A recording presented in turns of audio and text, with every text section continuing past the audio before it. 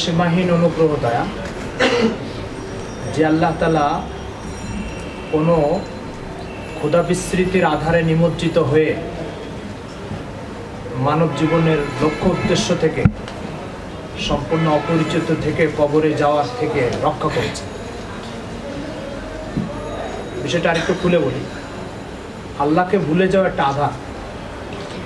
এই আধারে কিছু মানুষ ডুবে আছে আর কিছু মানুষকে আল্লাহ তাআলা এই আধার থেকে বের করেছে।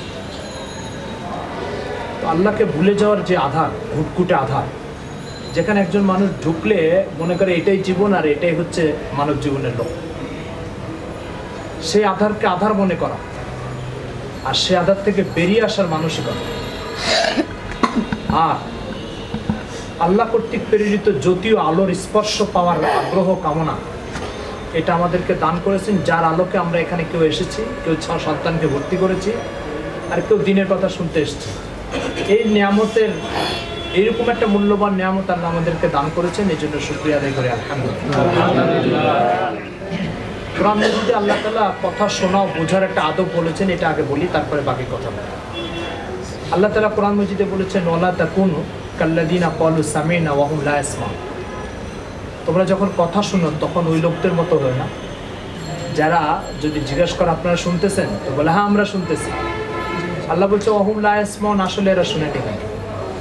তো শোনার একটা আদব বলছেন আল্লাহ। পিছনে কথা শোনা যাচ্ছে?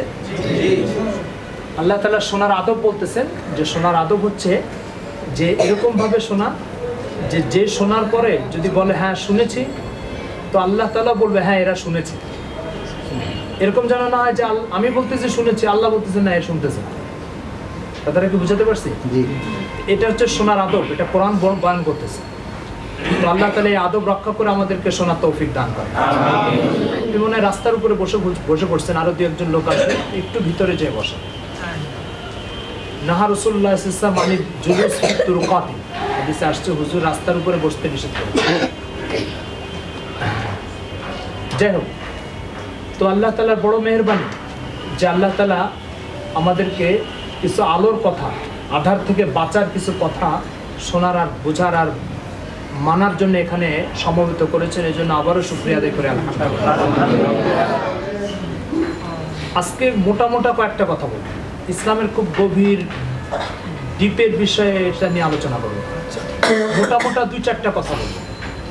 আশা করি এই কথাগুলো আপনারা সকলে শুনবেন, বুঝবেন এবং মানার চেষ্টা করবেন। কোনো ব্যক্তি একটা দোকান দিল, দোকানদাতারও একটা উদ্দেশ্য থাকে, যে সমস্ত খরিদ্দার এই দোকানে আসে তাদেরও একটা উদ্দেশ্য থাকে। দোকান যিনি দান করেন, দোকান যিনি স্থাপন করেন, তার উদ্দেশ্য থাকে আমি এই দোকানের মাধ্যমে কিছু অর্থ কামাই করব। আর যিনি আসেন খরিদ্দার হিসাবে, তিনি দোকানের থেকে কিছু পণ্য কামাই করবেন, নিবেন, অর্জন করবেন, আর দোকানের মালিককে তার বিনিময় দিয়ে চলে যাবেন। তো ক্রেতা হচ্ছে গ্রহীতা আর দোকানদার হচ্ছে দাতা, তাই না? কিন্তু বিপরীত শব্দে উল্টাও। ক্রেতা যে সেও দাতা, কারণ সে পয়সা দেয়, আর দোকানদার যে সে কি, সে গ্রহীতা। কি গ্রহণ করে? টাকা গ্রহণ করে, বিনিময় গ্রহণ করে। এখন একজন মানুষ এই দোকান থেকে এসে একটা পণ্য নিল, আর পণ্যটা নেওয়ার পরে গ্রহীতা তো হলো কিন্তু দাতা হলো না। মানে পণ্য নিল, পণ্যের মূল্য দিল না। এই ব্যক্তি ন্যায় করলো না অন্যায় করলো? সকলের দৃষ্টিতে না, কোনো মতভেদ আছে, কারো কোনো দ্বিমত আছে? যদি আমি এই কাজটা করি বা আপনি এই কাজটা করেন, তাহলে এই সমাজে আজকে করলেন, কালকে করলেন, প্রতিদিন এই কাজটা করলেন, পণ্য নিলেন কিন্তু মূল্য দিলেন না, পণ্য নিলেন পাওনা পরিশোধ করলেন না, এই সমাজের মানুষের কাছে আমরা কি বলে বিবেচিত হবো বলেন তো? সবার কাছে কোনো মতভেদ আছে, কারোর দ্বিমত আছে এই বিষয়ে? কিন্তু জানেন, এই কাজটা দিনের অনুভূতি না থাকলে একটা মানুষ প্রতিদিন আর প্রতি মাস নয়, সারা জীবন ধরে করে এই কাজটা। কি সেটা হচ্ছে? বিষয়টা হচ্ছে যে মহান আল্লাহ তাআলা একটা মানুষকে যখন সৃষ্টি করে, তখন মাতৃগর্ভের ভিতরে অনেক কিছুর প্রয়োজন নেই, কিন্তু ভবিষ্যতে দরকার হবে মনে করে আল্লাহ মাতৃগর্ভের ভিতরে সেট করে দেয়। আল্লাহ তাআলা মাতৃগর্ভের ভিতরে কারো দেখার দরকার নেই, আল্লাহ তাআলা ভবিষ্যতে চোখের দরকার হবে, এই জন্য চোখ সেট করে দেয়। মাতৃগর্ভের ভিতরে একটা লোকের হাঁটার দরকার হয় না, ওখানে কোনো রাস্তা নেই, কিন্তু ভবিষ্যতে রাস্তার উপরে হাঁটতে হবে, তো আল্লাহ তাআলা মাতৃগর্ভের ভিতরে পা সেট করে দেয়। একটা লোকের ধরার দরকার নেই মাতৃগর্ভের ভিতরে, কিন্তু ভবিষ্যতে ধরার প্রয়োজন হবে, এই জন্য আল্লাহ তাআলা মাতৃগর্ভের ভিতরে হাতও সেট করে দেয়। এভাবে আমি 3টা অঙ্গের কথা বললাম, আপনি যে অঙ্গের দিকে তাকাবেন দেখবেন যে মাতৃগর্ভের ভিতরে এগুলোর কোনোটারই প্রয়োজন নেই। আল্লাহ তাআলা ভবিষ্যতে প্রয়োজন হবে, এই বান্দা ভবিষ্যতে চলতে কষ্ট হবে, এই প্রয়োজনটাকে অনুভব করে আগেই এগুলো সেট করে দিয়ে থাকে। এটার উদাহরণ ঠিক এরকম, যেমন একটা মোবাইল, এই মোবাইলটা যখন ফ্যাক্টরিতে ছিল তখন এর কথা শোনার জন্য এরকম একটা সুন্দর আওয়াজ বের হওয়ার ছিদ্র দরকার ছিল না, যেরকম ছিল ফ্যাক্টরিতে, এর ব্যাটারি দরকার ছিল, কিন্তু ভবিষ্যতে এই জিনিসগুলো দরকার হবে, এই কথার দিকে মনে করে মোবাইলটাকে ওইভাবে সেটিং করা হয়েছে। কথাটা বুঝাতে পারছি? আপনার কথা খেয়াল করে শুনতেছেন না মনে হয়? তো ভবিষ্যতে দরকার হবে এই কথা মনে করে এটার ভিতরে সব সেট করে দেওয়া হয়েছে, সব সেট করে দেওয়া হয়েছে। প্রশ্ন হচ্ছে মোবাইলের উপরে তো ওয়ালটন কোম্পানি, নোকিয়া কোম্পানি এরা সেট করে, মাতৃগর্ভের ভিতরে আমার কি কি প্রয়োজন হবে মায়ের পেট থেকে বের হওয়ার পরে, এই প্রয়োজনটা অনুভব করে হাত পা চোখ কান এই সেটিংটা কোন মালিক করে বলে? আল্লাহ। সবাই কথার উপর একমত? মোবাইল কোম্পানি যখন এটা তৈরি করছে তো সে মাথার ভিতরে এই চিন্তা নিয়ে তৈরি করছে যে এই মোবাইলটা যার হাতে যাবে, যিনি ব্যবহার করবেন, এই সিস্টেম থেকে, এই মেকানিজম থেকে সুবিধা ভোগ করবেন, তাকে মোবাইল কোম্পানির পাওনা পরিশোধ করে এটাকে ব্যবহার করতে হবে। এক চিন্তা থাকে কিনা তা? আর যে এটা ব্যবহার করবে সেও চিন্তা নিয়ে ব্যবহার করে যে যেহেতু এই কোম্পানি এটা তৈরি করেছে তো তার পাওনা পরিশোধ করে তারপরে আমাকে এই মোবাইলটা ব্যবহার করতে হবে, আর যদি পাওনা পরিশোধ করি ব্যবহার বৈধ, যদি পাওনা পরিশোধ না করি ব্যবহার অবৈধ। সকলে তো একমত না? দোকানের বিষয়টাও নিশ্চয়ই এরকমই, যে আমি এই পণ্যটা ব্যবহার করতেছি এই দোকান থেকে নিয়ে, তো যদি পাওনা পরিশোধ করি ব্যবহার বৈধ, যদি পাওনা পরিশোধ না করি ব্যবহার অবৈধ। প্রশ্ন হচ্ছে যে যদি পাওনা পরিশোধ না করি তো আপনাদের সকলের কাছে বিষয়টা একমত যেটা অন্যায়, অপরাধ। অত্যন্ত দুঃখ পরিতাপের বিষয় যে একটা মানুষ আল্লাহ তাআলার কাছ থেকে মাতৃগর্ভে মাথার থেকে পা পর্যন্ত পুরা দেহ নিয়ে যায়, পুরা দেহ নিয়ে 10 বছর নয়, 20 বছর নয়, 50 বছর নয়, শত শত বছর এই দেহকে ব্যবহার করে, কিন্তু সে একটা দিনের জন্য চিন্তা করে না যে যে মালিক এগুলো তৈরি করে আমাকে দিয়েছে তারও একটা পাওনা আমার কাছে আছে, এটা কেউ অনুভব করে না। পক্ষান্তরে ওই অঙ্গ প্রত্যঙ্গটাই আবার যখন নষ্ট হয়ে যাচ্ছে, চোখ নষ্ট হয়ে গেল তো ডাক্তারের কাছে গেল, ডাক্তার সাহেব বলছে আমাকে 500 টাকা দিতে হবে তাহলে আপনার চোখ ঠিক করে দিব। তো ওই আল্লাহ দেওয়া চোখটা যখন নষ্ট হচ্ছে তখন ওই ডাক্তারকে পাওনা পরিশোধ করে চোখ ঠিক করতেছে, মূল চোখটা যে মালিক দান করলো তার পাওনা পরিশোধ করতেছে।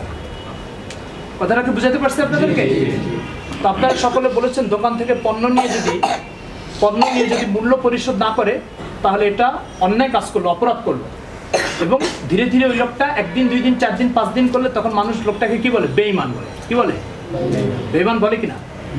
আচ্ছা, যখন একটা লোক শুধু পণ্য নিয়ে 2-4 দিন 5 দিন মূল্য পরিশোধ না করলে সমাজে সে অপরাধী, বেঈমান এবং অন্যায়কারী হিসাবে স্বীকৃতি লাভ করে, একটা লোক 10 বছর 20 বছর 50 বছর ধরে মহান আল্লাহ তাআলার দেওয়া প্রতিটা অঙ্গ ভোগ করবে, আর এইভাবে 50 বছর যাবত আল্লাহর পাওনা অপরিশোধ রেখে সে দুনিয়া থেকে চলে যাবে, এই মানুষটাকে সমাজের লোকের কি বলা উচিত বলে?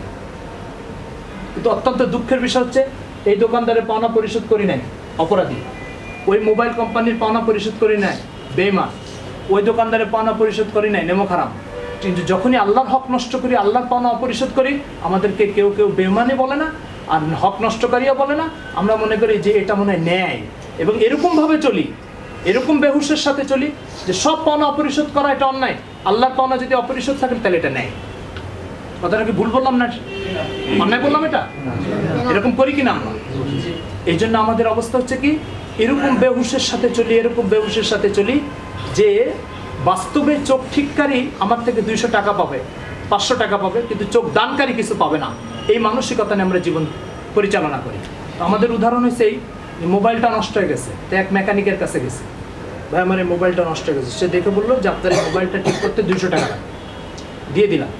এবার এই মোবাইলটা একজন আমাকে পুরাটা দিয়ে দিল, যে একজন আমাকে বললো এই মোবাইলটা আপনাকে দিয়ে দিলাম, তো যে ঠিক করে দিল তারে তো 200 টাকা দিলাম, যে দিয়ে দিল তারে বলছে আপনাকে কিছু দিব না।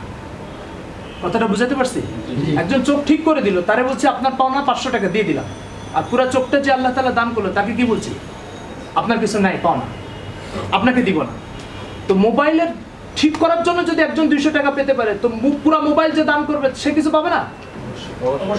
এই কথাটা আল্লাহ তার বান্দাকে স্মরণ করার জন্য বললো, আলাম নাজআল্লাহু আইনাইন, এই বান্দা তোমাকে আমি চোখ দিই নাই, ওয়া লিসানা ওয়া শাফাতাইন, তুমি কথা বলো যে জিহ্বা দিয়ে, এটা আমি দিই নাই তোমাকে। একদম এই কথাটা আল্লাহ তাআলা কিরকম জানেন? আপনি একজন বান্দাকে বলেন, নাই তুমি আমার মোবাইল দাও, তো দিয়ে দিল। এবার মোবাইল আপনি সোজা চলে যাচ্ছেন, এবার ওই লোক কি বলবে? আমার টাকা দিয়ে যান। তো বলবে কি যে আরে তো আপনার টাকা দিব কেন? তো বলবো আপনি আমার থেকে মোবাইল নেন নাই, বলবে কি না এই কথাটা? একদম সেম ওই কথাটা আল্লাহ বলছে, আলাম নাজআল্লাহু আইনাইন, এই বান্দা তুমি আমার হক নষ্ট করবা কেন? আমি তোমাকে চোখ দিই নাই। এই বান্দা তুমি আমার হক নষ্ট করবা, আমি তোমার পা দিই নাই। এই বান্দা আমি তোমার হক নষ্ট করবো কিনা? আমি তোমাকে দেহ সৃষ্টি করি নাই। কথাটা বুঝাতে পারছি? সেম এই কথাগুলি আল্লাহ তাআলা কোরআন মাজিদে এইভাবে বলতেছে। তাহলে এইবার এই যে আমরা 50, 60, 70 বছরের একটা অচেতন জীবন, যে অচেতন জীবনের ভিতরে এর পাওনা, ওর পাওনা, ওর পাওনা, সবার পাওনা পরিশোধ করি, কিন্তু আসমান ও জমিনের মালিক মহান আল্লাহ তাআলার পাওনা অপরিশোধ করে দুনিয়া থেকে চলে যাচ্ছি। এই অবস্থাটা আমাদের কি হবে এটা আমরা একটু পরে বলতেছি। তার আগে যে কথাটা সেটা হচ্ছে যে এই বিষয়টা, এই যে একটা অচেতন অবস্থায় কাটাচ্ছি, এই অচেতনতা থেকে বেরিয়ে আসার জন্য এই মাদ্রাসার শিক্ষা ব্যবস্থা। মাদ্রাসার শিক্ষা ব্যবস্থা হচ্ছে এটার জন্য যে একটা মানুষ সকলের পাওনা পরিশোধ করতেছে। আসল যার পাওনা পরিশোধের জন্য সে দুনিয়াতে এসেছিল, তার পাওনা অপরিশোধ করে সে দুনিয়া থেকে চলে যাচ্ছে। এই অচেতনতা, এই কালো আধার, ঘুটঘুটে কালো আধারের থেকে এই মানুষগুলোকে বের করার জন্য মহান আল্লাহ তাআলা কোরআন ও সুন্নাহ তালিমের ব্যবস্থা দুনিয়াতে চালু করেছেন। ফলে আমাদের অনেকের কাছে মাদ্রাসার শিক্ষা যে কেন এটা পরিষ্কার হয় না। স্কুল কলেজ পরিষ্কার হয়, স্কুল কিসের জন্য? ইঞ্জিনিয়ার হওয়ার জন্য, ডাক্তার হওয়ার জন্য, ঠিক আছে। আর মাদ্রাসার শিক্ষা কিসের জন্য? বলে এটা অনেকের কাছে পরিষ্কার না। আমরা অনেকে মনে করি মাদ্রাসার শিক্ষা হচ্ছে কিছু মৌলবীদের পেট চালানোর ব্যবস্থা। মৌলবীদের পেট চালানো, না খেয়ে মরে যায়, তো মাদ্রাসার শিক্ষা ব্যবস্থা হচ্ছে তাদের খাওয়ানোর জন্য কিছু, তাদের পেট পালার জন্য কিছু ব্যবস্থা। কিন্তু আমার প্রশ্ন হচ্ছে, যদি একটা মোবাইল নষ্ট হয়ে যাওয়ার পর এটাকে ঠিক করার ব্যবস্থা থাকতে হয় এবং তার পাওনা পরিশোধ করতে হয়, তো মোবাইল প্রস্তুতকারী যে, তার পাওনা পরিশোধেরও তো কোনো ব্যবস্থা থাকতে হবে নাকি? আমার কথাটা বুঝে আসছে? তো যদি ইঞ্জিনিয়ার আর ডাক্তার হয়ে যদি চোখ ঠিক করা, হাত ঠিক করা, পেট ঠিক করার ব্যবস্থা দুনিয়াতে থাকে, তো এই চোখ, হাত আর পা যে মালিক দান করেছেন স্রষ্টা, সেই মালিকের পাওনা কিভাবে পরিশোধ করতে হবে, এর একটা ব্যবস্থা দুনিয়াতে থাকতে হবে নাকি? কিন্তু আমাদের বক্তব্য হচ্ছে না, ঠিক করার যে ব্যবস্থা, ডাক্তারি পড়া বা ডাক্তার তৈরি হওয়া, এই ব্যবস্থা দুনিয়াতে থাকতে হবে। কিন্তু পুরো দেহটা যে মালিক দান করেছে তার পাওনা পরিশোধ করার কোনো ব্যবস্থা দুনিয়াতে থাকতে হবে না। আমাদের বক্তব্য হচ্ছে এটা। এই জন্য কওমি মাদ্রাসা যদি বাড়ে, তো আমাদের অনেকে এত কওমি মাদ্রাসার দরকার আছে নাকি? আমাদের অনেকে মনে করে মাদ্রাসা তো একটা দুটো হলে হয় এক এলাকায়, ইমাম আর মুয়াজ্জিন তৈরি হওয়ার জন্য কি এত প্রতিষ্ঠান দরকার আছে? আদৌ কি এই শিক্ষা প্রতিষ্ঠানগুলো ইমাম মুয়াজ্জিন বানানোর জন্য? এই প্রতিষ্ঠানগুলো হচ্ছে মানব জীবনে একটা চেতনা ফিরে দেওয়ার জন্য, মানব জীবনের একটা চেতনাকে জন্ম দেওয়ার জন্য এই প্রতিষ্ঠান। আদৌ ইমাম মুয়াজ্জিন তৈরি করার জন্য এই প্রতিষ্ঠান নয়। ফলে যারা এই কথা বলে যে হুজুররা পেট পালার জন্য মাদ্রাসা করে, তারা এই কথা বলে যে এত মাদ্রাসার দরকার আছে। আসলে মাদ্রাসাগুলো কিসের জন্য তারা তার জীবনের 60 বছর ধরে কোনোদিনই বোঝার চেষ্টা করে নাই। আর এই অন্ধকারটা তার ভিতরে প্রতিষ্ঠিত হয়েছে ওই অন্ধকার থেকে। কোন অন্ধকার থেকে? যে আমি যে আল্লাহ তাআলার সৃষ্টি আর সেই মালিকের কোনো হক আছে আমার উপরে, এই অনুভূতির সাথে সে আজ পর্যন্ত কোনোদিন পরিচিত হতে পারে নাই। আর পরিচিত না হওয়ার জন্য তার মুখ থেকে এই জাতীয় কথা আর শব্দগুলো বের হচ্ছে। কথাটা কি বুঝাতে পারছি? সুতরাং এই কথাগুলোর সারাংশ হচ্ছে যে আল্লাহ তাআলার হকের ব্যাপারে একটা ঘুটঘুটে আধারের ভিতরে নিমজ্জিত মানুষরা এই কথাগুলি বলতে থাকে। সত্যিকার অর্থে আল্লাহ তাআলার হক ও তার পাওনা কি আমার কাছে, এটা যদি জানে কেউ, তাহলে কখনো এই কথা সে বলবে না। আমরা এই সমস্ত মাদ্রাসাগুলিতে কি শিখাই ছাত্রদেরকে? আমরা এই মাদ্রাসাগুলিতে একদম প্রথম দিন থেকে শেষ দিন পর্যন্ত এই একটা কথা শুধু শিখাই ছাত্রদেরকে, যে তোমাকে এক মালিক সৃষ্টি করেছে, সেই মালিকের হক তোমাকে আদায় করতে হবে। প্রথম দিন থেকে শেষ দিন পর্যন্ত আল্লাহ তাআলা কি কি হক আছে একজন বান্দার উপরে, সেই হকগুলোর তালিকা তার সামনে পেশ করতে থাকে। যদি বলেন বুখারী শরীফ, যদি বলেন মুসলিম শরীফ, যদি বলেন তালিমুল ইসলাম, উর্দু কায়দা, প্রত্যেকটা কিতাবের লক্ষ্য উদ্দেশ্য হচ্ছে আল্লাহ তাআলার কি কি হক আছে তার তালিকা এই ছাত্রের সামনে পেশ করা। কথাটাকে বুঝাতে পারছি? এছাড়া আর কোনো উদ্দেশ্য নেই প্রতিষ্ঠানগুলি। ফলে যে আল্লাহর হক আছে আমার উপরে এটা মনে করে, সেই মাদ্রাসা যত সংখ্যক হোক না কেন, যত লক্ষ হোক না কেন তারপরে সে বলবে যে প্রয়োজনের তুলনায় কমে গেছে এটা। আর যারা আল্লাহ তাআলার হক আছে আমার উপরে, আর এটা তালিম ও চর্চা জারি রাখতে হবে, এটা যে বুঝবে না, বুঝলে না, সে বলবে যে দুটো মাদ্রাসা দেখলে বলতে একটা হলেতেও হতো, দুটো দরকার আছে নাকি। তো আশা করি এই বিষয়টা বুঝতে পেরেছেন আপনারা। এবার একটা কথা বলি, আপনাদের অনেকের কানে আওয়াজ আসছেন ইসলাম হচ্ছে একটা সেকেলে দিন, অনেক আগে চলতো এটা, এখন এই সমস্ত দিন টিন চলে নাকি? কথাটা কি বুঝাতে পারলাম? আপনাদের কানে আওয়াজ আসছে? হ্যাঁ, ইসলাম হচ্ছে আগের কালে, এই কালে এসব দিন চলে নাকি? তো আগের ওই কথাটা যে মাদ্রাসা হুজুরদের পেট চলার জন্য, এই কথাটা কোন নির্বুদ্ধিতার থেকে আসে এটা তো আপনাদেরকে বললাম। এবার আপনি বুঝেন এই কথাটা যে ইসলাম হচ্ছে আগের কালের দিন, এটাকে এখন চলে নাকি, এই কথাটা কোন নির্বুদ্ধিতার থেকে আসে এটা শুনুন। আপনি একটা হোটেলে খানা খেলেন, খানা খাওয়ার পরে এবার ক্যাশ বাক্সের সামনে যখন গেলেন তো লোক বললো আপনার খানার বিল হয়েছে 300 টাকা। কত টাকা? 300 টাকা। এ কথা যখনই বললেন তো ক্যাশ বাক্সওয়ালা বললো যে 300 টাকা বিল হয়েছে। তা আপনি বললেন না, টাকা দিব না। বলছে কেন? তো কেন যে দিবেন না এর কোনো কারণ খুঁজে পাচ্ছেন না, দিব না। কিছুক্ষণ চিন্তা ভাবনা করার পর আপনি বললেন যে আগের কালে দিতাম, এখন আর দিই না। কি বললেন? এই খানা খেয়ে হোটেলে ক্যাশে এসে টাকা দেওয়া কখন করতাম? আগের কালে করতাম, এখন আর করি না। এই কথা বললে ক্যাশওয়ালা ক্যাশের থেকে নেমে আপনাকে কি করবে? আদর করবে, চুমা দিবে। কি অপরাধে আপনার উপরে আক্রমণ করলো সে? বলেন কি অপরাধে আক্রমণ করলো বলেন? আপনি তার হক দিচ্ছেন না, আর হক না দেওয়ার জন্য আপনি কালের আশ্রয় নিয়েছেন। কি কালের আশ্রয়? আগের কালে দিতাম, এই কালে দিতাম। পাওনার টাকা এটা দিতে হবে, সে আগের কালে হোক আর এই কালে হোক। কথাটা কি বুঝাতে পারলাম? যদি বুঝে থাকেন তাহলে এবার বুঝেন, ইসলাম হচ্ছে মহান আল্লাহ তাআলার দ্বীন। পুরা ইসলামের সারাংশ হচ্ছে আল্লাহ আপনার কাছে কি কি পায় এটা ভালো করে বুঝেন আর মানে। আল্লাহ আপনার কাছে কি কি পায়। তো যে মালিক যে হোটেলে কিছু ভাত আর মাছ আর গোশত খাওয়ার কারণে 300 টাকা বিল হয়েছে, সেই মালিক ওই 300 টাকার পাওনার জন্য আমার উপর আক্রমণ করতেছে। আর এক মহান মালিক মাথার থেকে পা পর্যন্ত সৃষ্টি করে দিয়েছে, দেওয়ার পরে আমার কাছে কি পাবেন একটা তালিকা ইসলামের নামে আমার সামনে পেশ করেছে। বান্দা, আমার এই হক আছে তোমার উপরে, এই হকের এই সমষ্টিকে ইসলাম বলা হয়। এবার আমি বললাম যে আপনার এই পাওনা আগে পরিশোধ করতাম, এখন আর পরিশোধ করি না, ঠিক আছে? তো হোটেলের মালিক তো ওখান থেকে বেরিয়ে আমার মারতে গেছে। এবার আল্লাহর কি করা উচিত এবার চিন্তা করেন। কথাটা কি বুঝাতে পারলাম? যারা এই কথা বলে ইসলাম আগে চলতে এখন আর চলে না, এই কথার অর্থ হচ্ছে আগে আল্লাহর হক আদায় করতাম, এখন আর করি না। প্রশ্ন হচ্ছে আল্লাহ তাআলার সৃষ্টি যে, তাকে হক আদায় করতে হবে। যে আল্লাহ সৃষ্টি, আল্লাহর কাছ থেকে যে সৃষ্টি হয়েছে তাকে আল্লাহর হক আদায় করতে হবে। যেমন আমার খানা যে খেয়েছে হোটেলে, তাকে আমার মূল্য পরিশোধ করতে হবে।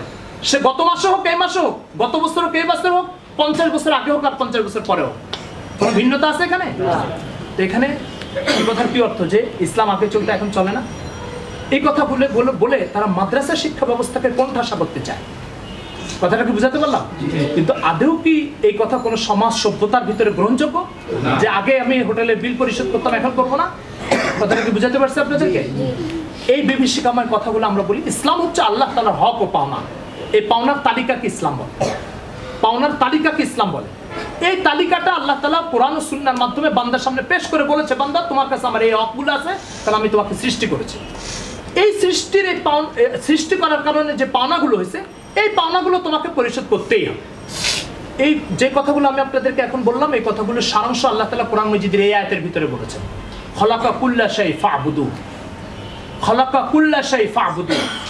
আমি প্রত্যেকটা জিনিসকে সৃষ্টি করেছি, এই জন্য আমি গোলামি পাওয়ার যোগ্য। কথাটাকে বুঝাতে পারলাম? এটা ঠিক এরকম যেমন একজন হোটেলে খানা খেয়ে টাকা দিচ্ছে, এবারও বলতেছে আপনাকে আমি খানা খাওয়াইছি, এই জন্য আমি টাকা পাওয়ার যোগ্য। কথাটাকে বুঝাতে পারছি? তো খলাকা কুল্লা শাই ফাবুদু, এখানে দুটো অংশ। একটা অংশ আমি সৃষ্টি করেছি, ফাবুদু সুতরাং আল্লাহর গোলামি কর। এই দুটো অংশের ভিতরে একটা হচ্ছে আল্লাহর দাবি, আরেকটা হচ্ছে দলিল। একটা দাবি আর একটা প্রমাণ। দাবি হচ্ছে আল্লাহ তাআলার ফাবুদু, আমি ইবাদতের যোগ্য, মুস্তাহিক, আমি ইবাদতের যোগ্য, এটা হচ্ছে আল্লাহর দাবি। কেন আপনি ইবাদতের যোগ্য? তো আল্লাহ তাআলা সেই প্রমাণ পেশ করতেছেন, খলাকা কুল্লা শাই, আমি সব জিনিস সৃষ্টি করেছি, এই জন্য আমি ইবাদতের যোগ্য। তো এই যে আল্লাহ দাবি করেছেন আর দলিল পেশ করতেছেন, এই দাবি আর দলিল এই দুটো জিনিস আল্লাহ তাআলা পেশ করে বান্দাকে বুঝাচ্ছেন, বান্দা এই যে তোমাকে সৃষ্টি করার কারণে আমার যে পাওনাটা হবে, এই পাওনাটা কোনো যুগ, সময় আর স্থানের সাথে সম্পর্ক রাখে না, এটা সম্পর্ক রাখে সৃষ্টির সাথে। যদি তুমি আমার 50 বছর আগের সৃষ্টি হও তাহলে আমার হক আদায় করতে হবে, যদি তুমি আমার 100 বছর পরের সৃষ্টি হও তবু আদায় করতে হবে। সুতরাং হোটেলে খাওয়ার কারণে যেমন যে যুগের হোটেলে খাও না কেন মূল্য পরিশোধ করতে হয়, তো যে যুগের সৃষ্টি হও না কেন তুমি আমার হুকুম আর আমার আদেশ আর আমার পাওনা তোমাকে পরিশোধ করতে হবে। কথাটাকে বুঝাতে পারছি? আমরা যারা এই কথা বলি যে ইসলাম হচ্ছে সেকালের দিন, একালে এটা চলে না, এই যে কথাটা বলি, এই কথাটা কোত্থেকে আসছে এবার বুঝতে পেরেছেন? এই কথাটা আসছে হচ্ছে আল্লাহর কোনো হক আমার উপরে নাই, এই অনুভূতির থেকে, এই নোংরা চিন্তার থেকে এটা আসছে, এই নোংরা চিন্তার থেকে এটা আসছে। যেই হোটেলে খাওয়া ব্যক্তি এই কথা মনে করবে যে এই লোকের 300 টাকা পাওনা আছে আমার কাছে, সেই কথা বলবে যে আগে দিতাম এখন দিব না, বলবে কথা? কখন বলবে? সে তখনই বলবে যখন এই হোটেলওয়ালা আমার কাছে কিছু পাবে না, এই চিন্তা যখন থাকবে তার মাথায়, তখনই সেই কথা বলবে। তো আল্লাহ তাআলা আমার কাছে কিছু পাবে কি পাবে না, এই কথা, আল্লাহ তাআলা আমার কাছে কিছু পাবে না, এই কথাটা আসে নাস্তিকতার থেকে। কোথা থেকে আসে? নাস্তিকতার থেকে আসে। এই নাস্তিকতার থেকে উৎসারিত কথা এটা, যে ইসলাম হচ্ছে সেকালের দিন, একালে চলে না। ইসলাম সেকালের দিন, একালে চলে না, অথচ তুমি এই কালের সৃষ্টি। এটা কেমন কথা যে সেকালে চলে না? বিষয়টা আরেকটু পরিষ্কার করার জন্য আরেকটা উদাহরণ দিই আপনাদের। আমি একটা জামা কিনলাম, একটা দোকানে যাই জামা কেনার পরে আমি জিজ্ঞেস করলাম, ভাই কত দাম এই জামা?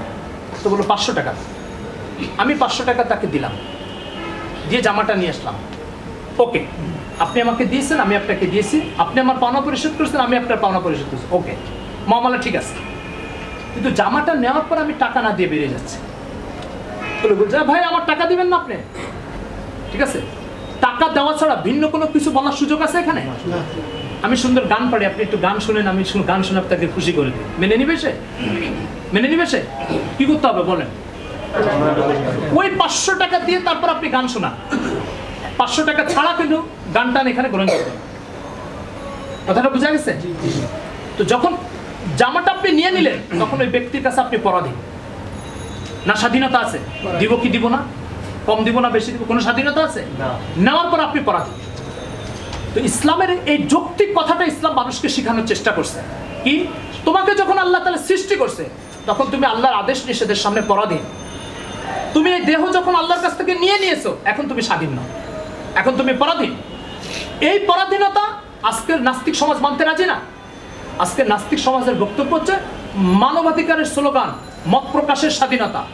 মত প্রকাশের স্বাধীনতা আর মানবাধিকারের স্লোগান, এটা ওই দোকানদার যে শার্টটা কিনেছে সে যদি বলে আমি টাকা দিব কি দিব না এই ব্যাপারে আমি স্বাধীন, আমি আপনার সম্পর্কে কি মন্তব্য করবো এই ব্যাপারে স্বাধীন, টাকা দিব কি দিব না, না মালটা নিয়ে চলে যাবে এ ব্যাপারে আমার মত প্রকাশের স্বাধীনতা আছে। আরে আশ্চর্য কথা, কিসের মত প্রকাশের স্বাধীনতা? এখানে হক আদায়ের ক্ষেত্রে কোনো মত প্রকাশের স্বাধীনতা মেনে নেওয়া হয় না দুনিয়াতে। হোটেলে খাবেন, হোটেলওয়ালা মত প্রকাশের স্বাধীনতা মেনে নিবে, টাকা দিবেন কি দিবেন না মত প্রকাশের স্বাধীনতা মেনে নিবে, জামাটা কেনার পরে স্বাধীনতা মেনে নিবে, কোথাও স্বাধীনতা চলতেছে না। আল্লাহ কি এতটাই হতদরিদ্র আর অসহায় হয়ে গেলেন যে এই স্বাধীনতা সব কিছু আল্লাহর এখানেই সেট করা হচ্ছে? এই জন্য ইসলামের এই কথা পৃথিবীর সবচেয়ে বড় যৌক্তিক কথা, যে আপনাকে যে মালিক সৃষ্টি করেছে, আপনাকে যে মালিক সৃষ্টি করেছে সেই মালিকের হক আপনার উপর অপরিহার্য, অপরিহার্য। এখানে কোনো স্বাধীনতা নেই। কিসের স্বাধীনতা? এখানে দুনিয়ার কোথাও এই স্বাধীনতা চালানো যাচ্ছে না, আল্লাহর এখানে চালানোর চেষ্টা করা হচ্ছে। কেন? এই কথাগুলো মানুষ বুঝতে রাজি না, আর যখন বুঝতে রাজি না তখন ইসলাম সম্পর্কে এই সমস্ত আজে বাজে কথা বলে। এই জন্য ইসলাম সম্পর্কে যত নোংরা নেতিবাচক কথা আপনি শুনবেন, প্রত্যেক নেতিবাচক কথার গোড়ায় একটা অন্ধকার তালাশ করে পাবেন। প্রত্যেক কথার গোড়ায় আপনি একটা অন্ধকার তালাশ করে, ওই অন্ধকার থেকে বীজ লাগালে যেমন তার থেকে চারা উঠে না, তো একটা অন্ধকারের বীজ বপন করা আছে মানুষের অন্তরে, সেখান থেকে এই কথাগুলো বের হয়। কথাটাকে বুঝাতে পারছে আপনাদেরকে? এই সমস্যার অভাবে মানুষ এই জাতীয় কথা বলে। কুরআন ও সুন্নাহর মূল বক্তব্য হচ্ছে খালাকা কুল্লা শাই ফাহবুদু, আল্লাহ তাআলা তোমাকে সৃষ্টি করেছে আল্লাহর গোলামি করো। আশা করি আপনারা বুঝতে পেরেছেন এই মাদ্রাসাগুলি কিসের জন্য। বুঝতে পেরেছেন না?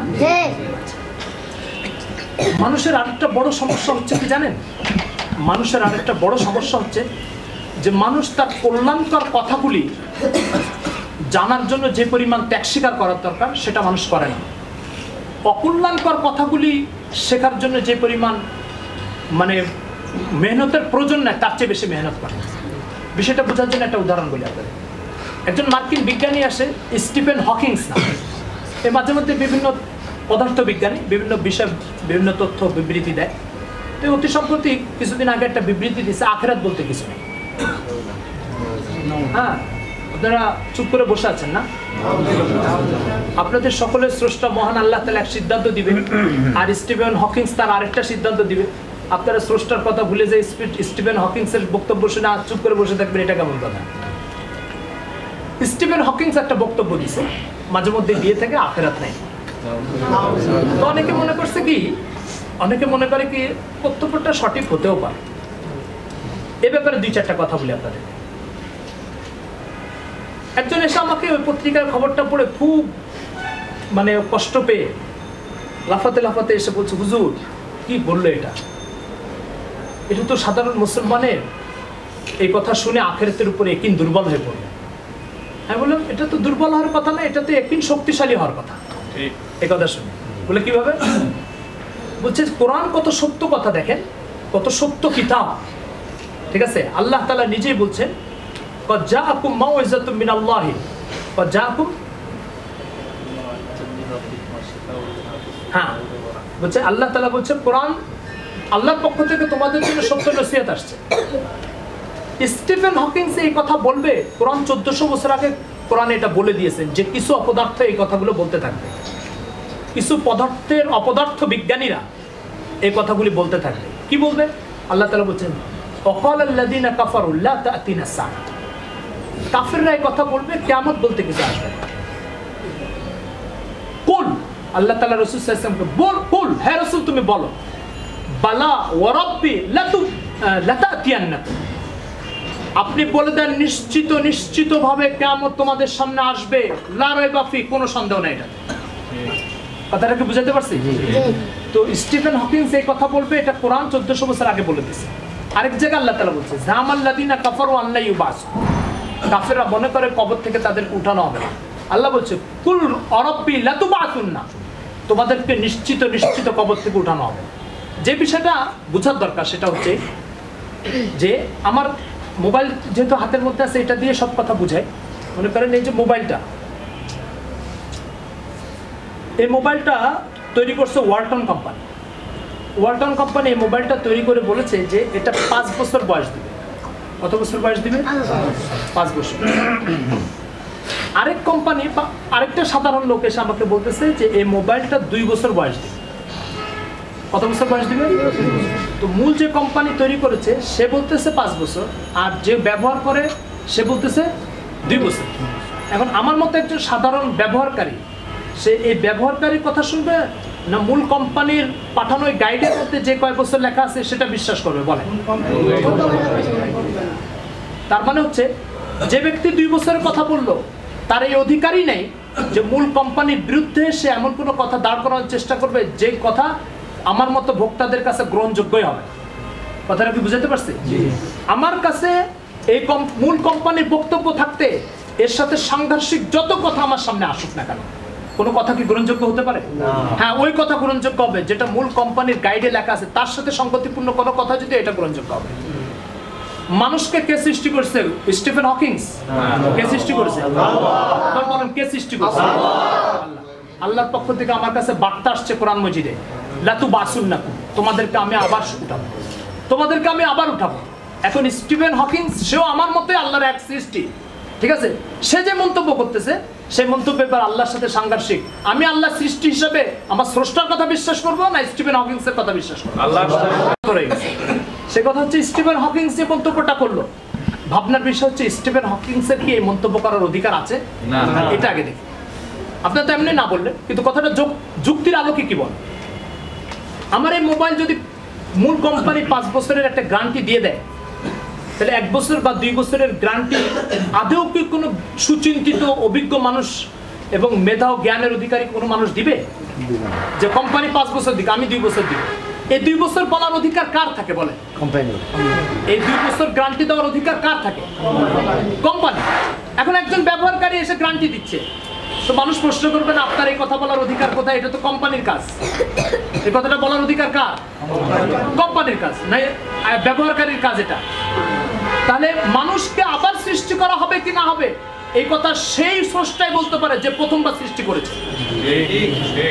যে নিজে একবার সৃষ্টি হয়ে আবার সৃষ্টি হবে সে তো এক ব্যবহারকারী সাধারণ মানুষ, তার এই কথা বলার অধিকার নেই। তাই স্টিফেন হকিন্স তার অনধিকার চর্চা করলো, যে বিষয়ে তার মন্তব্য করার অধিকার নেই সেই বিষয়ে সে কথা বলল। কথা কি বুঝাতে পারছি আপনাদেরকে? এই যে বিষয়ে অধিকার নাই সে বিষয়ে মন্তব্য করা, সে মন্তব্য যদি সত্য হয় তবুও প্রত্যাখ্যান, মিথ্যা হলে তো প্রশ্নে আসে। কথাটা বুঝাতে পারি না আপনাদেরকে? যে জিনিসটা আমি ব্যবহার করতেছি এই জিনিস কত বছর বয়স দিবে, কত বছর ওয়ারেন্টি আছে, এই কথা একমাত্র বলার অধিকার কার? কোম্পানি। একজন সাধারণ মানুষ যদি সে মন্তব্য করে এই বিষয়ে তাহলে কি করলো?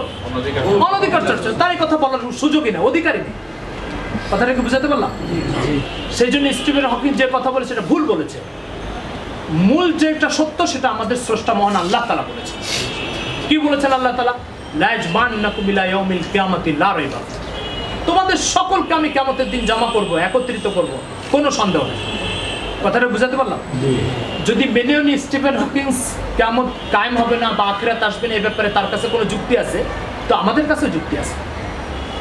কি যুক্তি আছে আমাদের কাছে? সহজ কথা, আপনি এলাকায় একজন ব্যবসায়ী, আপনার দোকান থেকে একজন 5 কেজি চাউল নিয়ে চলে গেল, বলছে কালকে টাকা দিব। 2 বছর হয়ে গেছে টাকা দেন, আপনি কি করবেন বলেন তো? 2 বছর হয়েছে টাকা দেন, আপনি কি করবেন বলেন? এলাকায় কোনো প্রভাবশালী মানুষের কাছে যান, যে বলবেন দেখেন এই লোক আমার কাছে চাউল নিছে, এখন টাকা দেয় না, এই টাকাটা আপনি একটু আদায় করবেন, বলবেন কিনা? এই টাকাটা আদায় করার জন্য যখন আপনি ওই প্রভাবশালী মানুষের কাছে যাবেন, সে তার প্রভাব খাটিয়ে ওই খরিদ্দারের কাছ থেকে 5 কেজি চাউলের টাকা এনে আপনাকে দিয়ে দিবে তো? প্রশ্ন হচ্ছে যে যখন একটা মানুষের 5 কেজি চাউলের দাম 200-250 টাকা, এই 200-250 টাকার একটা হক, 200-250 টাকার হক একজন প্রভাবশালীর প্রভাব খাটিয়ে আপনি আদায় করে নিলেন। মহান আল্লাহ তাআলার 50-60 বছরের হক এই দেহের উপরে জারি ছিল, আপনি আদায় করেন নাই। এর হক কে কোথায় আদায় করবে বলেন? কথাটা কি বুঝাতে পারছি? আমাকে যে স্রষ্টা সৃষ্টি করছে সেই স্রষ্টার যে হকগুলি সেগুলো আমি ঠিক মতো আদায় করলাম না। তো এখানে 5 কেজি চালের হক তো আদায় করে নিছে এক প্রভাবশালী, তার প্রভাব খাটিয়ে। আমাকে সৃষ্টি করার কারণে মহান আল্লাহ তাআলার যে হকগুলি আমার উপরে, সেই হকগুলি কোন প্রভাবশালী কোথায় আদায় করবে বলেন? কথাটা কি বুঝাতে পারছি? তো সেই জন্য একটা টাইম অবশ্যই থাকা যায় যেখানে আল্লাহ তাআলার অনাদায়ী হকগুলো তিনি আদায় করে নেবেন, আর সেটা হচ্ছে আখিরাত। সেটা কি? আখিরাত। এখানে আদায় করা হবে। একজন জিজ্ঞাসা করলো যে আল্লাহ তাআলাকে আবার সৃষ্টি করতে পারবে? আল্লাহ তাআলাকে আবার সৃষ্টি করতে পারবে? তো মাসলা হচ্ছে যে একটা লোক আধা কেজি চালে ভাত খাইতে পারে, তাহলে আপনি জিজ্ঞেস করেন আপনি কি 250 গ্রাম চালে ভাত খাইতে পারেন? এই কথাটা কেমন হবে বলেন তো? এই কথাটা কেমন হবে বলেন? একজন দৌড়াইতেছে, আপনি তাকে বললেন আপনি কি হাঁটতে পারেন? এই প্রশ্ন করে কেউ? না, আমরা করতেছি এই প্রশ্ন। কি বলে? সবাই করতেছে। আল্লাহ তাআলা কোটি কোটি মানুষকে মায়ের গর্ভের ভিতরে সৃষ্টি করে দেখা দিচ্ছে, এরপর একজন সন্দেহ করতেছে আল্লাহকে আবার সৃষ্টি করতে পারবে? তো একটা লোক 1000 পিস মোবাইল তৈরি করলো, এরপরে জিজ্ঞেস করেন আপনি কি 1 পিস মোবাইল তৈরি করতে পারবেন? এটা তো একটা অনর্থক কথা। আল্লাহ তাআলা কোটি কোটি মানুষকে সৃষ্টি করতেছেন, সৃষ্টি করে দেখাই দিচ্ছেন যে দেখো আমি সৃষ্টি করতে পারি। এরপর একজন প্রশ্ন করছে আল্লাহ কি বহুতের পর আবার সৃষ্টি করতে পারবে? কথা বুঝা গেছে? এই প্রশ্নের জবাব কোরআন মাজিদে আল্লাহ তাআলা এইভাবে দিয়েছেন, দেখেন ইয়া আইয়ুহান নাস ইন কুনতুম ফি রাইবিন মিনাল বা'স ফাইন্না খালাকনাকুম মিন তুরাবিন সুম্মা মিন নুতফাতিন সুম্মা মিন আলাকাতিন সুম্মা মিন মুযগাতিন মুখাল্লাকাতিন ওয়া গায়রি মুখাল্লাকা লিনুবাইয়িনা লাকুম ওয়া নুকিরু ফিল আরহামি মা নাশাউ ইলা আজালিন মুসাম্মা সুম্মা নুখরিজুকুম তিফলা সুম্মা লিতাকুনু শুয়ুখা সুম্মা লিতাবলুগু আশুদ্দাকুম সুম্মা লিতাবলুগু আশুদ্দাকুম সুম্মা শুয়ুখা ফামিনকুম মান ইউতাওয়াফা ওয়া মিনকুম মান ইউরাদ্দু ইলা আরযালিল উমরি লিকাই লা ইয়ালামা বা'দা ইলমিন শাইআ। আল্লাহ তাআলা বলেন এই দুনিয়ার মানুষ তোমাদের অনেকের সন্দেহ হয় যে আমি কি মওতের পর আবার সৃষ্টি করব, তাহলে এবার আমার এক ক্ষমতার কথা শুনুন। আমি তোমাদের প্রত্যেককে কোনো একজন দুইজনকে না, প্রত্যেককে আমি সৃষ্টি করেছি বীর্য থেকে, তারপরে এটাকে বানিয়েছি রক্তের টুকরা, তারপরে এটাকে বানিয়েছি গোশতের টুকরা, তারপরে এর মধ্যে হাড্ডি সেট করেছি, এর ভিতরে অঙ্গ প্রত্যঙ্গ সেট করেছি, করার পরে নির্ধারিত একটা টাইম পূর্ণতা পাওয়ার জন্য নুকিরু ফিল আরহাম মায়ের গর্ভের ভিতরে এটাকে সুন্দর করে পরিচর্যা করে রেখেছি। এরপরে সেখান থেকে পূর্ণ একটা মানুষ বানিয়ে মাতৃগর্ভের থেকে বের করেছি। এরপরে তোমাকে আমি যুবক বানিয়েছি, এরপরে তোমাকে আমি বৃদ্ধ বানিয়েছি, এরপরে মৃত্যু দিয়ে কবরে নিয়ে গেছি। যেই মালিক সেই বীর্য থেকে যুবক বৃদ্ধ বানিয়ে কবরে নিতে পারে, আর আজ সেই মালিকের ব্যাপারে তোমরা সন্দেহ পোষণ করতেছো, উনি কি কবর থেকে আবার তৈরি করতে পারবে? কথাটা কি বুঝাতে পারছি? তো বিষয়টা হচ্ছে কি, বিষয়টা হচ্ছে আল্লাহ তাআলার এই বক্তব্যটা কিছুটা এরকম যে আপনি একজনকে বললেন আপনি আধা কেজি চালে ভাত খেতে পারেন, এবার সে 1 কেজি খেয়ে দেখাই দিল যে দেখ আমি কতটুকু পাই। কথাটা কি বুঝাতে পারছি? এই জন্য মানব জীবনের একটা বড় বিভীষিকা হচ্ছে কি জানেন, মানব জীবনের একটা বড় বিভীষিকা হচ্ছে মানুষের কথাকে বিশ্বাস করা আর আল্লাহ তাআলার মতো এক স্রষ্টার কথাকে অবিশ্বাস করা। এটা মানব জীবনের এত বড় একটা বিভীষিকা যে বিভীষিকার মাধ্যমে তার থেকে সব আলো বিদায় নিবে আর সব অন্ধকার তার ভিতরে জমা হচ্ছে। কথাটা বুঝাতে পারছি আপনাদেরকে? আজকের পুরো কথার সারাংশ হচ্ছে এই মাদ্রাসাগুলি কেন। প্রথম কথা কি ছিল, এই মাদ্রাসাগুলি কেন, কি জন্য এই মাদ্রাসাগুলি বলেন? আল্লাহ তাআলার হক কি এটা চেনানো হয়। এই মাদ্রাসাগুলি কিসের জন্য বলেন? এটা চেনানো। 2 নম্বর হচ্ছে মেহেদী ভাই হুসাইনকে নিতে আসছে, এখনই নিয়ে যাবে? হুসাইন চলে যাবা, খালুর সাথে যাবা? আচ্ছা ঠিক আছে, নিয়ে যাও। 2 নম্বর যে কথাটা সেটা হচ্ছে এই মাদ্রাসাগুলি কোনো মাওলানাদের পেট পালার জন্য নয়। এই মাদ্রাসাগুলি মানব জীবনকে একটা ঘুটঘুটে আধার থেকে মুক্ত করে আলোর সন্ধান দেওয়ার জন্য মাদ্রাসা। 3 নম্বর হচ্ছে যে এই মাদ্রাসাগুলির ব্যাপারে নেতিবাচক কথা যারা বলে তাদের এই কথাগুলি একটা নাস্তিকতার আধার থেকে উৎসারিত। সে নাস্তিকতার আধার হচ্ছে কি, যে আমার উপরে আল্লাহ তাআলার কোনো হক নেই। কথাটা কি বুঝাতে পারছি? এই হচ্ছে আজকের আলোচনার সারাংশ। আমাকে কর্তৃপক্ষ 9টা পর্যন্ত টাইম দিয়েছে, তো 9টা মনে বেজে গেছে, এই জন্য আমি এখনই বিদায় নিচ্ছি। আল্লাহ তাআলা এই কথাগুলির উপর আমাদেরকে আমল করার তৌফিক দান করুন।